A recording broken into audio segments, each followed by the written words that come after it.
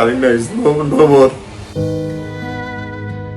মানুষ কেবল হত্যার জন্যই বিখ্যাত নয়, মানুষ মানুষের মৃত্যুতে উল্লাস করতেও পছন্দ করে। মানুষ তার স্বজাতির পতন কিংবা ধ্বংস দেখতেও পছন্দ করে। কন্টেন্ট ক্রিয়েটর ও অভিনেত্রী কারিনা কায়সারের অসুস্থতা ও মৃত্যুতে সোশ্যাল মিডিয়ায় দেখা গেছে এমনই এক ভয়ঙ্কর চিত্র। কমেন্ট বক্স ভর্তি কুরুচিকর ভাষা প্রয়োগ, কারিনার মৃতদেহ নিয়ে বাজে মন্তব্য, হাস্যরস করছে কিছু মানুষ। এমনকি মৃত্যুর পরেও কারিনার ওজন নিয়ে বিভিন্ন বাজে মন্তব্য করছে নেটিজেনদের একাংশ। একজন মানুষের মৃত্যুতে এমন বুনো উল্লাস ও অশালীন ভাষা ব্যবহারে অবাক হয়েছেন অধিকাংশ মানুষ। এর বিরোধিতা করেছে সচেতন মহল। সমাজের সচেতন মানুষরা বলছেন, পৃথিবীর প্রত্যেকটি মানুষের ভিন্ন রাজনৈতিক অবস্থান ও যে কোনো কিছুতে ভিন্ন মতামত থাকার পূর্ণ অধিকার রয়েছে। কুরুচিকর মন্তব্য করা মানুষদের উল্লেখ করে বলেন, আপনারা সবসময় কেন ভাবেন আপনাদের ভাবনার সাথে দুনিয়ার সকলের সহমত হতে হবে? কেউ আলাদা চিন্তা করতে পারবে না। আপনাদের চিন্তার সাথে না মিললে কেন খারাপ ট্যাগ লাগিয়ে দিবেন? এটি কেমন বিচার? একজন মানুষ হিসেবে কারিনার আলাদা পছন্দ, আলাদা রাজনৈতিক মতামত, আলাদা জীবনযাপন থাকতেই পারে। এগুলো তার একান্তই ব্যক্তিগত অধিকার। মেয়েটির মৃত্যুর পরেও তার ওজন নিয়ে অশ্লীল মন্তব্য করে আপনারা ঠিক কি আনন্দ পাচ্ছেন? মেয়েটি মরে গিয়ে এর নোংরা সমাজ থেকে বেঁচে গেছে, এবার আপনারা তাকে ছেড়ে দিন।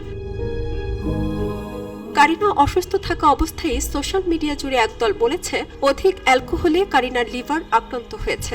একমাত্র অ্যালকোহলই কারিনার অসুস্থতা এবং মৃত্যুর কারণ। মেয়েটা অনেক লাফাইছে, এবার মরেছে আলহামদুলিল্লাহ। লাশের মুখে মদ ঢালুন, হয়তো চোখ খুলবে।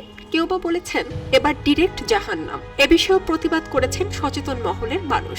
একজন মরে যাওয়া মানুষ, তিনি এখন স্রষ্টার জিম্মায়। শুধু স্রষ্টাই জানেন তার জন্য পরকালে কি লিখে রেখেছেন। স্রষ্টার সিদ্ধান্ত মানুষের ভাবনার বাইরে। কিন্তু কিছু মানুষ এমন ভাবে জান্নাত জাহান্নামের কথা বলছে যেন মানুষই এসবের মালিক, যেন মৃত্যুর পর এ সকল মানুষরাই কারিনার বিচার করে জান্নাত জাহান্নাম নির্ধারণ করবে। সচেতন মহলের মানুষেরা আরো বলেন, কিছু মন্তব্য করার আগে সে বিষয়ে ভালো করে জানতে হয়। অস্বাস্থ্যকর খাদ্যাভ্যাস, অতিরিক্ত ওজন, ভাইরাল সংক্রমণ, জিনগত সমস্যা, ওষুধের পার্শ্ব প্রতিক্রিয়ার কারণেও লিভার আক্রান্ত হতে পারে, কেবল অ্যালকোহলের কারণেই নয়।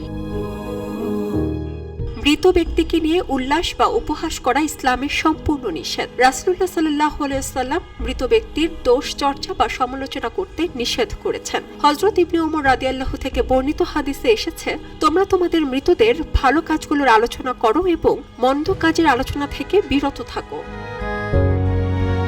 কারিনা কায়সারের মরদেহ দেশে পৌঁছেছে, সোমবার দাফনও হয়ে যাবে। কিন্তু কারিনা কায়সারকে নিয়ে সোশ্যাল হ্যান্ডেলে যে ঘৃণার চর্চা শুরু হলো, তার কি শেষ হবে? দাফন হবে কি আমাদের ঘৃণা চর্চার রাজনীতি, নাকি একটা দমবদ্ধ ঘৃণার সমাজে নির্মাণ করে যাব আমরা? এমন প্রশ্ন এখন অনেকেরই মনে।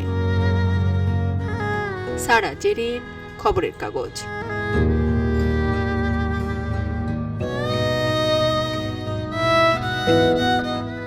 খবরের কাগজ, নিখাত, নির্ভীক, নিরপেক্ষ।